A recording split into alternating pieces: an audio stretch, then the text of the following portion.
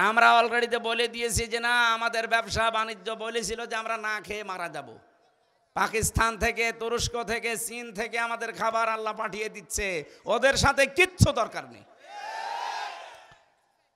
আফগানিস্তান, পাকিস্তান, নেপাল, ভুটান, চীন, মায়ানমার, এগুলো যদি ওদের ছাড়া চলতে পারে, বাংলাদেশে চলতে পারবে ইনশাআল্লাহ। একটা রাষ্ট্রের সাথে ওদের মিল নেই, প্রত্যেক জায়গায় ওদের সমস্যা। সারা বিশ্বে আমরা দেখি মানুষ মাটির নিচে তেল পায়, গ্যাস পায়, লোহা পায়, স্বর্ণ পায়, আর ওই শয়তানরা শুধু মসজিদের নিচে মন্দির পায়। পিটিয়ে সোজা করা দরকার, কথা বলে না কেন? প্রতিবেশী হিসাবে এরকম একটা নাফারমান থেকে আমরা পেয়েছি, কবে যে মাথার উপর থেকে নামবে নাফারমানরা আল্লাহ জানে। খ্রিস্টানদেরকে বলবা আপনার যুবতী মেয়েকে যারা উলঙ্গ করে হাঁটিয়েছে এই উগ্রপন্থী হিন্দুদেরকে ছাড়বেন না। 200 কোটির উপরে মুসলমান, আমরা গরু খাওয়ার অপরাধে মুসলমান জবাই করা হচ্ছে। গত পরশু দিনে 2 জন যুবতী মুসলমান মেয়েকে যুবতী ধর্ষণ করার পরে তার লজ্জাস্থানে লোহা ঢুকিয়ে দিয়েছে। ষড়যন্ত্র বহু চলছে, কিন্তু এই দাদাদের দেশ থেকে এখনো থামেনি। আমরা একটু শুধু ইঙ্গিত দিয়েছিলাম, দেখেন কান্নাকাটি আরম্ভ অলরেডি করে দিয়েছে। ওদের পেঁয়াজ, ওদের আলু সব বর্ডারে পৌঁছে যাচ্ছে। সাংবাদিক নামের এই কলঙ্ক ময়ূখ রঞ্জন, এই একটা হকার, হকার বলল হকারের বদনাম হবে, এ আমার মনে হয় হিজড়া। এরে বাংলাদেশের এই হিজড়াদের কাছে 1-2 ঘন্টা দেওয়া দরকার, ছিঁড়িয়ে খেয়ে ফেলবে। শয়তান উল্টাপাল্টা কথা শুধু বাংলাদেশের নামে বলে আর মুসলমানদের বিরুদ্ধে। প্রতিবেশী হিসাবে সতর্ক করছি, আল্লাহর ঘর কাবা ধ্বংস করার জন্য এসে আবাবিলের কি পরিণতি হয়েছিল আব্রাহার দেখেননি? ওই আল্লাহ এখনো আবাবিল পাঠাতে পারে। মুসলমানদেরকে যা করছেন করেন, আল্লাহর ঘরগুলো ভাঙা বন্ধ করেন। আজকেও সকালে একটা ঘর ভেঙেছে মসজিদ। সতর্ক করলাম, যদি ভালো লাগে মেনে নেন, না হলে কিন্তু আল্লাহ আবাবিল পাঠালে তখন দোয়া করেও কাজ হবে না, কথা বলে না কেন? তখন বলবেন আপনারা আমার প্রতিবেশী কিছু বলেননি, এই জন্য বললাম। আশা করছি আপনারা সতর্ক থাকবেন, আল্লাহর ঘরগুলো ভাঙা বন্ধ করেন। আর ওদের ভিডিও পেলে আপনি বিশ্বের মিডিয়ায় ছড়িয়ে দিন তো, সারা দুনিয়া দেখুক যে এই দুনিয়ায় সবচাইতে বড় উগ্র এই হিন্দুরা। সব হিন্দু না, শুধু উগ্রপন্থী হিন্দু যারা, তারা। এতদিন ওরা বিশ্বের মিডিয়ায় মানুষকে জানিয়েছে বাংলাদেশের সংখ্যালঘু নির্যাতন হয়। কিসের সংখ্যালঘু নির্যাতন? গত পরশু দিন এই যে পঞ্চগড় আর মাগুরা, ঝিনাইদহ, 2 জায়গা থেকে 2টা মেয়ে গেছে ভারতে চিকিৎসার জন্যে। সাংবাদিক ওই ময়ূখ রঞ্জনের মতো একজন হকার, মলম বিক্রেতা, ও এসে বলছে আপনি বলেন যে বাংলাদেশে আপনার মেয়েকে রেপ করা হয়েছে, বাংলাদেশে আর টিকতে পারছি না, এই কারণে আমরা পালিয়ে এসেছি। মেয়েটা একেবারে মানে গরম ভাতে ছাই দিয়েছে। কি বলেন আপনি? আমরা এসেছি আমার মেয়ের হাতের চিকিৎসা করাতে, আর ওই দেশে আমরা যে আগস্টের 5 তারিখের পর থেকে সবচাইতে বেশি শান্তিতে আছি, মনে হয় স্বর্গে আছি। সাংবাদিকের মুখ গেছে একেবারে বিড়ালের মতো হয়ে। কি ষড়যন্ত্র চলছে দেখেছেন, যে এইটা নিয়ে বিশ্বের মোড়লদেরকে দেখাবে, এই দেখেন। এই জন্য অন্য কোনো প্রেসক্রিপশনে ঔষধে কাজ হচ্ছে না, এই জন্য বারবার পালিয়ে তো বসে নেই, ওখান থেকে বারবার শুধু টার্গেট করে হিন্দুদেরকে দিয়ে কাছে লাগাতে যাচ্ছে। হিন্দুরা অত পাগল না, এগুলো সব তার উগ্র না, কথা বলেন না কেন? গোবিন্দ পরামানিক অলরেডি বলে দিয়েছে যে এই দেশে জামাত ইসলামী বাংলাদেশ এবং আলেম ওলামাদের কাছে এই দেশের হিন্দুরা সবচাইতে বেশি নিরাপদ। এবার নেন ঠেলা খান, আপনার ভাই এই কথা বলিস। এজন্য সবাই চাই যে আল্লাহ আমার সাথে থাক, সে ভগবান বলেন আর দেবতা বলেন আর যাই বলেন, আমরাও চাই আল্লাহ যেন আমাদের সাথে থাকে। আমরা চাই না? মুসা আলাইহিস সালাম 12 জন নকিব দলপতি, এখন বাংলাদেশে মনে করেন 12 জন মন্ত্রী। 12 জন মন্ত্রী নিয়ে আমেরিকায় গেছে, যেহেতু তামাম দুনিয়ার মোড়ল। এই এদিকে তাকান, 12 জন মোড়ল নিয়ে গিনি, উনি 12 জন এমপি নিয়ে গেছে, মনে করেন মন্ত্রী। আমি বাংলায় বোঝাচ্ছি কারণ সহজে বুঝবেন। মুসা নবী 12টা গোত্র থেকে 12 জন নকিব, দলপতি, সর্দার, মন্ত্রী মনে করেন, এদেরকে নিয়ে গেলেন আল্লাহর কাছে। ডাক দিয়ে বলেন রব্বুল আলামিন, রব্বি আরিনি, আমরা দেখতে চাই তোমাকে। আল্লাহ বলেন লাং তারনি, আমাকে দেখা যাবে না। বলেন তো মুসা নবীর মতো পাওয়ারফুল একজন নবী, এত বড় নবীকে যদি আল্লাহ লাং তারনি বলেন না, কখনো দেখা সম্ভব না। কারণ যে চোখের পাওয়ার আছে, এই পাওয়ার দিয়ে দুনিয়ায় থেকে আমি আল্লাহকে দেখতে পাবে না। অথচ বাংলাদেশে কত ভণ্ড আছে, পীরের নামে কলঙ্ক এগুলো, এ মানুষগুলো নাকি আল্লাহর সাথে সরাসরি দেখা হয়। যদিও আমাদের রাজশাহী, খুলনা এই বিভাগের মানুষগুলো এখনো সতর্ক আছে, কিন্তু এ ঝামেলায় পড়ে আছে চট্টগ্রাম আর সিলেটের মানুষেরা। ওদের তো ঘরে ঘরে পীর, আর সব নাকি আল্লাহর সাথে দেখার কথা হয়। মুসা নবীকে আল্লাহ বলছে লাং তারনি, কখনো সম্ভব না দেখা। নবী যদি না পারে তো এরা পারে কি করি? এগুলো সব ভণ্ডামি, এই ভণ্ডামি কথা বিশ্বাস করবেন না। কথা বলছেন? আলহামদুলিল্লাহ, এটা রেকর্ড হচ্ছে বলে বললাম। আমার সিরাজগঞ্জবাসী হযরতে মুসা ডাক দিয়ে বলেন রব্বুল আলামিন, এরা তো দেখতে চায় তোমাকে। আল্লাহ বলেন সম্ভব না, কিন্তু আমি তোমাদের সঙ্গে আছি। আল্লাহু ইন্নী মাআকুম, অবশ্যই আমি আল্লাহ তোমাদের সঙ্গে আছি, সাথে আছি। 12 জন নকিব দলপতিকে নিজ নিজ এলাকায় যেতে বলো, জনগণকে, এলাকার মানুষদেরকে যেন এই কথা জানিয়ে দেয় যে আল্লাহকে দেখতে পারিনি, কিন্তু উনি আমাদের সাথে আছেন, আমাদের সঙ্গে আছেন। যদি আমরা দুনিয়াতে 5টা কাজ করতে পারি, তাহলে এই বাংলাদেশে যেই লোকটা 5টা কাজে আঞ্জাম দিতে পারে, সে যেন মনে করে আল্লাহ আমার সাথে আছে। কথা বলে না কেন? আমরা চাই না এটা, আল্লাহ যেন আমার সাথে থাক, এটা চাই না।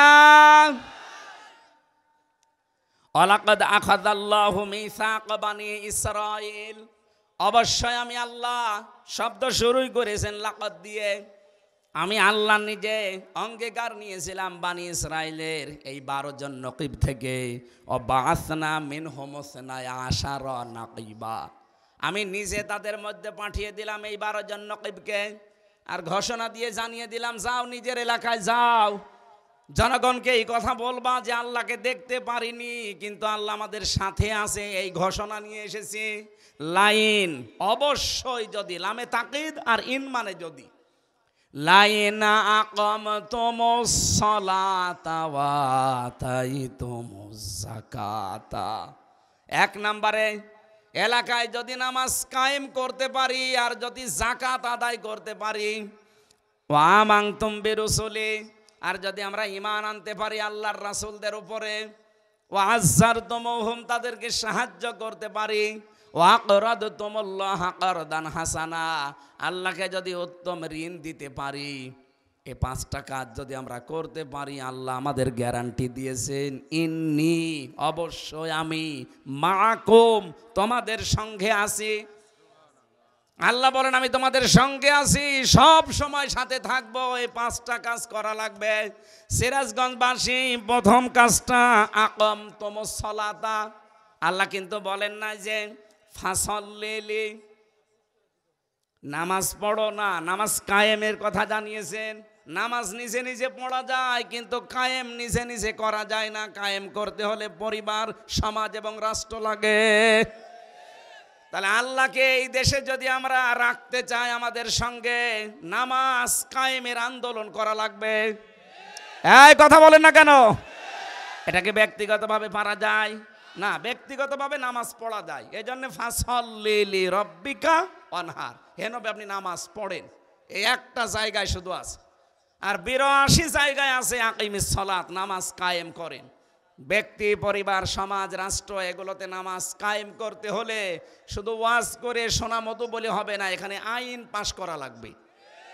এই তথ্য আছে সূরা হজের 41 নম্বর আয়াতে, আল্লাযীনা ইম্মাক্কান্নাহুম ফিল আরদ আকামুস সালাহ ওয়া আতাবুজ যাকাত, আমি যদি আমার মুমিন বান্দাদেরকে জমিনের শাসন ক্ষমতা চেয়ারে বসাই, তারা 4টা কাজ করবে। 1 নম্বরে নামাজ কায়েম করবে। তাহলে বাংলাদেশের জনগণ, আল্লাহকে যদি আমরা সঙ্গে রাখতে চাই, নামাজ কায়েম করতে চাই যারা সংসদে, তাদেরকে পাঠানোর দায়িত্ব আমাদের। কথা বলেন না কেন? এর জন্য যদি মিছিল করা লাগে, মিটিং করা লাগে, ভোট দেওয়া লাগে, যা মনে করেন করেন, এইটাই ইসলাম। অনেকে মনে করে ভোটের কথা, হ্যাঁ ভয়ও কাট্ট বাংলায় লেখা আছে তাফসিরে মারিফুল কোরআন নিয়ে আসেন, ইন্নাল্লাহা ইয়ামুরুকুম আন তুআদ্দুল আমানাতি ইলা আহলিহা, বহু বচন এটা, আমানাত।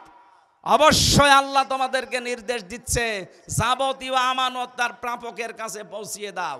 এখানে আমানাত 9টা অর্থ আছে। 1 নম্বর অর্থই হচ্ছে রায় দেওয়া, ভোট দেওয়া। আপনি মারিফুল কোরআন তাফসির খুলে দেখেন, বাংলায় যদি লেখা না থাকে ভোট, রায়, আমি কথা বলবো না। কিন্তু এটা যদি দুনিয়ার কাজ হতো আমি বলতাম না, তাফসিরে পড়েছি এই কারণে বললাম। এরপরেও যদি কেউ দুনিয়ার কাজ মনে করে এড়িয়ে যান, তাহলে মারিফুল কোরআন আপনি ছিঁড়ে ফেলেন। পারবেন আপনি? তাহলে কথা মেনে নেওয়া লাগবে। নিজেও পড়বেন না, হামজা বলবে আপনি মানবেনও না, আপনি কি হয়েছেন কি না, আপনাকে মানা লাগবে। আমির জামাতের কথার ধরন দেখেননি, সাদাবাজি করব না, করতেও দেব না। আপনি মানবেন না মানে আপনাকে মানাবো। আরে মানাবো এই শব্দটা প্রয়োগ করতে হলে রাষ্ট্রে ইসলাম লাগবে। কথা বলেন ঠিক কি না? আমরা আল্লাহকে সঙ্গে রাখতে চাই। এই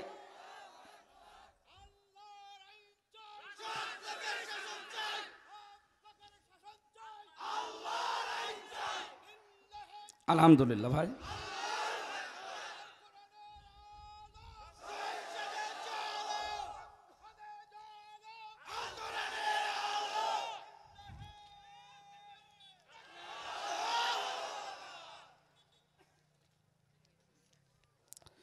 রাজনীতি যদি মনে করেন হ্যাঁ আমার এইটাই রাজনীতি, যদি দিন প্রচার মনে করেন হ্যাঁ আমার এইটাই দিন প্রচার, আমি যেভাবে কোরআন পড়েছি বুঝেছি, আমি এইভাবেই তাফসিরে পড়েছি। আল্লাহকে আপনি সঙ্গে রাখতে চান, অথচ নামাজ কায়েমের আন্দোলন করবেন না, নামাজ শুধু পড়বেন, আপনার সাথে আল্লাহ নেই। আপনাকে নামাজ কায়েমের কথা প্রথম দিয়েছেন, তাও ইন দিতেন, হয়েছে তো লা দিয়েছেন। আরবি গ্রামার যারা জানে কত কঠিন শব্দ জানেন এটা, লাইনা আকামতুমুস সালাতা, অবশ্যই যদি তোমরা নামাজ কায়েম করো। বলেন তো নামাজ কায়েমের দায়িত্ব কার? রাষ্ট্রের। কার? রাষ্ট্রে যদি ওইভাবে মানুষ না যায়, নামাজ কায়েম করবেন কখন? 300 এমপির ভেতরে অন্তত 151 জন হওয়া লাগবে মাওলানা রফিকুল ইসলাম খানের মতো, যারা এই বিলটা আনতে পারে। এই কথা বলেন। আমরা এইটার জন্যই তো কোরআনের তাফসিরে বসেছি। আমি ওনাকে সংসদে এমপি বানানো লাগবে পক্ষে না, কিন্তু এইরকম মানুষ দরকার যারা বুকে কোরআন নিয়ে যে বলতে পারবে যে না আমরা নামাজ কায়েমের বিল চাই। এরকম 151 জন যেই বলবে তখন বলবে হ্যাঁ জয়যুক্ত হয়েছে, হ্যাঁ জয়যুক্ত হয়েছে, হ্যাঁ জয়যুক্ত হয়েছে। তারপরের দিন একটা সলিমত দিকে পাওয়া যাবে না, ফরজ নামাজ বাদ দিয়ে তাস খেলতেছে। কথা বলেন না কেন? তখন নামাজের ওয়াজও করা লাগবে না, আজান হলে ও আগেই মসজিদে যাবে। প্রত্যেকটা জায়গা তখন একটা জান্নাতের ঘ্রাণ পাওয়া যাবে, দ্বিতীয় মিনি জান্নাত হয়ে যাবে বাংলাদেশ। আল্লাহ তখন বলেন আমি তোদের সঙ্গে আছি। এটা রাজনীতি মনে করছেন। এই ভোট শব্দটা বললাম কোন কারণে? সূরা নেসা 5 নম্বর পারা 10 নম্বর পৃষ্ঠা 11 নম্বর লাইনের 85 নম্বর আয়াত, মাই ইয়াশফা শাফাআতান হাসানাতাই ইয়াকুল্লাহু নাসিবুম মিনহা ওয়া মাই ইয়াশফা শাফাআতান সাজ্জিয়াতাই ইয়াকুল্লাহু কিফলুম মিনহা। কেউ যদি ভালো কাজে সুপারিশ করে, রায় দেয়, ভোট দেয়, সমর্থন দেয়, আল্লাহ বলেন ও ভালো কাজ করে যা পাবে, তুমি শুধু রায় দিয়ে তাই পাবে। এই লোকটা যদি যে নামাজের বিলটা আনতে পারে, এরকম 151 জন, বাংলাদেশে যদি নামাজ কায়েম হয় 18 কোটি মানুষ নামাজ পড়বে, আপনি একটা ভোট দিয়ে 18 কোটি মানুষের নামাজের সওয়াব। আর উনি যদি যে মদের আইন পাশ করে, সারা 18 কোটি মানুষ মদ খেলে যে গোনা হতো ওনার আমল নামায় তো যাবে, আপনি একটা রায় দিয়ে ওই গোনা আপনার আমল নামায় যাবে। অত সহজ মনে হচ্ছে ইসলাম? খালি বলা হ্যাঁ এটা দুনিয়ার বিষয়, বলার দরকার কি? কিসের দুনিয়ার বিষয়? দুনিয়ার কোনো বিষয় নেই, সব আখেরাতের বিষয়। কারণ এইটা দিয়ে আপনার আখেরাত তৈরি হবে। এই জন্যই মোনাজাতে প্রথম বলা হয় রব্বানা আতিনা ফিদ দুনিয়া হাসানা। আগে কেউ কি বলে আল্লাহ আখেরাতে আগে দিও তারপর দুনিয়ায় দিও? আগে দুনিয়া তারপরে আখেরাত। কারণ দুনিয়া যদি ঠিক না থাকে আখেরাতও ঠিক থাকবে না। এই জন্য আমরা চাই আগে দুনিয়া ঠিক করতে। কথা বলেন না কেন? যদিও আমাদের নিয়ে সারা পৃথিবীতে ষড়যন্ত্র চলছে, কিন্তু আল্লাহ যদি আমাদের সঙ্গে থাকে কোনো ষড়যন্ত্র কাজ হবে না, সব ছিন্ন ভিন্ন হয়ে যাবে ইনশাআল্লাহ। এই জন্য আয়াতের প্রথম শব্দ এটা, লাইন আকামতুমুস সালাত, নামাজ কায়েম করো এলাকায়, আকাল আল্লাহু ইন্নী মাআকুম, আমি আল্লাহ নিজে তোদের সঙ্গে আছি। নবীজি নিজে আবু বকরকে নিয়ে যখন গারে সরে পালিয়েছিলেন তখন বলেছিলেন, ইদহুমা ফিল গার ইদ ইয়াকুলু লিসাহিবিহি লা তাহজান ইন্নাল্লাহা মা'ানা। স্মরণ করো এই সময়ের কথা যখন গুহার ভেতরে তার সাথীকে মুহাম্মদুর রাসূলুল্লাহ বলেছিলেন, কোনো ভয় নেই, কোনো চিন্তা নেই, আমরা দুইজন না, আমাদের সাথে কে আছে। এই জন্য মা মানে সঙ্গে থাকা, সাথে থাকা। আল্লাহ পাক বলেন, আমি আল্লাহ নিজে সঙ্গে আছি। ওই সময় যেমন হেরা গুহাকে গারে সোরার ওই গুহায় ছিলাম, আমি আল্লাহ সঙ্গে থাকার কারণে কঠিন বিপদ থেকে বাঁচালাম। মাকড়সা জাল বিছিয়ে দিল, কবুতরে ডিম পেড়েছে, কাফেরদের একটা ধাঁধা লেগে গেছে। এই বিশ্বেতে যত ষড়যন্ত্র হচ্ছে বাংলাদেশ নিয়ে, বিশেষ করে প্রতিবেশী এদের দ্বারা, সত্যি যদি দলমত নির্বিশেষে নামাজটা রাষ্ট্রীয়ভাবে কায়েমের ব্যবস্থা হয়, আল্লাহ সাথে থাকবে, কোনো ষড়যন্ত্রে কাজ হবে না। আমরা এটা চাই না। 2 নম্বরে যাকাত ভিত্তিক অর্থনীতি কায়েম করবা। এটা তো আর ওয়াজের কাজ না, এটা আইনের কাজ। এ বাংলাদেশে বহু মানুষ আছে নামাজ পড়ে, রোজা রাখে, হজ করে এসেছে, কিন্তু যাকাত কি ও জানেও না, দেয়ও না। এবং কি অর্থনীতি কি, ইসলামী অর্থনীতির পাঠ ও কিচ্ছু জানে না, অথচ পীর হয়ে বসে আছে, বিশাল আলেম, অর্থনীতির একটা সাবজেক্টও জানে না। এই যে এত বড় একটা বিশাল ইবাদত, মুশারাকা আছে, মুদারাবা আছে, মোরাবাহা আছে, বায়ে সালাম আছে, বায়ে মুআজ্জাল আছে, বায়ে ইস্তিসনা আছে, বায়ে ওয়াহিদা, 28টা চ্যাপ্টার আছে, একটাও জানে না। তে আপনার এটা ইবাদত না? একটা অর্থনীতি যে একটা ইবাদত অনেকে জানে, অথচ 2 নম্বরে আল্লাহকে সঙ্গে রাখতে চাইলে অর্থনীতির কথা আল্লাহ দিয়েছেন, ওয়াতাইতুমুজ যাকাত, যাকাত ভিত্তিক অর্থনীতি কায়েম করো। বাংলাদেশে ইসলামী ব্যাংক চেষ্টা চালিয়ে যাচ্ছে। অনেকে বলে ইসলামী ব্যাংক আর এই সোনালী, চৈতালি, রূপালী সব এক। কে বলেছে আপনাকে এক? ওরা তো সরাসরি হারাম কাজে জড়িত। এরা চেষ্টা চালাচ্ছে, যতদিন যাকাত ভিত্তিক অর্থনীতি কায়েম না হবে ততদিন এরাও পারবে না। কিন্তু এদের গোনা হবে না। কারণ কি? নবীজি নিজে 13 বছর মক্কায় থাকতে নামাজ পড়েননি। নামাজ পড়লেন কাবা শরীফের দিকে, অথচ 360টা মূর্তি। কি করে নামাজ পড়লেন? কাবার ভেতরে 360টা মূর্তি নিয়েই তিনি নামাজ পড়েছিলেন, কারণ ওটা সরানোর ক্ষমতা তার। বলেন বলেন। অথচ ওই নবী মদিনায় দিয়ে ক্ষমতা নিয়ে যখন আসলেন, মূর্তিগুলো ভেঙে ফেলে দিলেন। এবার আবার নামাজ আরম্ভ করলেন। এবার নামাজ হয়নি, আগেরটা হয়নি। ইসলামী ব্যাংক বাংলাদেশ যতদিন চেষ্টা চালাচ্ছে, যাকাত ভিত্তিক অর্থনীতি যতদিন কায়েম না হবে ততদিন এদের গোনা নেই। আপনি নির্দ্বিধায় এখানে লেনদেন করবেন, গোনা হলে এর শরিয়া বোর্ড আছে, তাদের হবে। এই জালেমরা এসালামের মাধ্যমে 80,000 কোটি টাকার পীর, আমি অহংকার করে বলছি না, এমনিতেই জানার জন্যে, 48,000 পীর। এই আয়াতের প্রথম 2টা অংশ 48,000 পীরের কাছে দিন। আকিমিস সালাত, আতুজ যাকাত। নামাজের কথা হয়তো মোটামুটি কিছু বলতে পারবে, কিন্তু ইসলামী অর্থনীতি, যাকাত, এটার একটা পয়েন্টও বলতে পারবে না, এবং ও জানেও না, কারণ এগুলোর আলোচনা আমাদের দেশে হয় না। অথচ নবী নিজে মুদারাবা করেছেন, মুশারাকা করেছেন, মুরাহাবা করেছেন। মুদারাবার সংজ্ঞা হচ্ছে আমি শ্রম দেব, আপনি টাকা দেবেন। নবীজি নিজে শ্রম দিয়েছিলেন, হযরতে খাদিজা টাকা দিয়েছিল। এই কথা বলছেন না কেন? নবীজি নিজে করে দেখালেন, আপনি পারবেন না মানে? ইসলামী ব্যাংক তো ওইটাই করে মুদারাবা হিসাবে, আপনার টাকা আর ওনাদের শ্রম, ওনারা বিভিন্ন জায়গায় এগুলো খাটায়। লাভ হলে লাভের ভাগ নেওয়া লাগবে, লস হলে লসের ভাগ নেওয়া লাগবে, এটা লেখা থাকে। আর অন্য ব্যাংকে এটা নেই, খালি রেখে যান, বাবা শাহজালাল, সব হালাল। এখানে বহু মানুষ এমন বসে আছেন, আমি জানি না এই এলাকায় আছে কিনা, যেহেতু গ্রাম অঞ্চলের জন্য মনে হচ্ছে, ওই যে টাকা ছেড়ে রাখে, টাকা আসে। 1000 টাকা দিলে 1 মাসে আরো 200 টাকা বেশি দেয়, 1200 টাকা। এটা মায়ের সাথে জেনা করার গোনা হচ্ছে।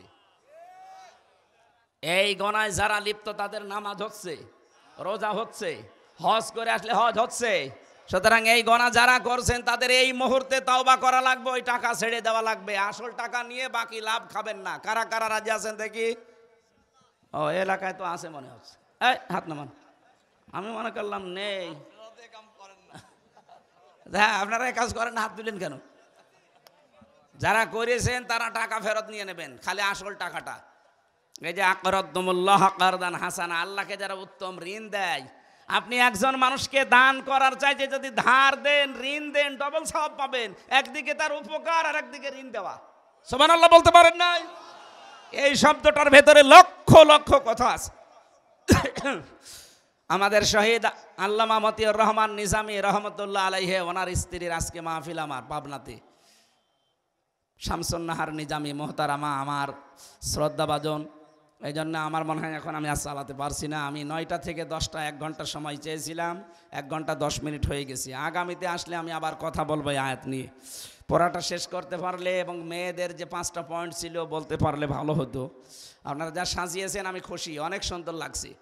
যতটুকুই বলেছি যদি মেনে চলতে পারেন আলহামদুলিল্লাহ। আল্লাহুম্মা আমিন। লা ইলাহা ইল্লা আনতা সুবহানাকা ইন্নী কুনতু মিনাজ জালিমিন।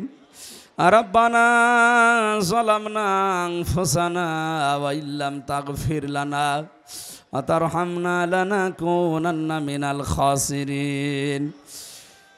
রব্বুল আলামিন, বড় আশা নিয়ে হাত তুলেছি। যতটুকু কথাই সিরাজগঞ্জ উল্লাপাড়া খানপাড়ার মাটিতে বললাম, আল্লাহ তাআলা যত মানুষ আমরা শুনেছি, আমাদেরকে জীবনে প্র্যাকটিক্যালি আমল করার তৌফিক দাও। এ বিশাল আয়োজন দেখো কত সুন্দর করে এলাকার মানুষেরা সাজিয়েছে, মনে হচ্ছে বাসর ঘর সাজিয়েছে। কোরআনের জন্য যারা এত পাগল, এ মানুষগুলোকে তুমি কোরআনের সংসদ উপহার দিয়ে দাও। আল্লাহ তাআলা, আমি আয়াতগুলো দিয়ে যা বোঝাতে চেয়েছি, নামাজ কায়েমের আন্দোলন করা, যারা চাই তাদের পক্ষে থাকা, এদের অন্তরের ভেতরে এই কাজটা তুমি গেঁথে দাও। ইখলাস নিয়ে আমাদের কাজ করার সুযোগ করে দাও রব্বুল আলামিন। বিশ্বাস করি আমরা যা বলছি তুমি শুনতে পাচ্ছ এবং দেখতে পাচ্ছ। সম্মানিত মা বোনেরা পর্দার আড়ালে বসে আছে, এদেরকে খাদিজার মতো, আয়েশার মতো বানিয়ে দাও। কত মানুষ অশান্তিতে আছে এলাকায়, আল্লাহ তুমি তাদের ঘরের শান্তির ব্যবস্থা করে দাও।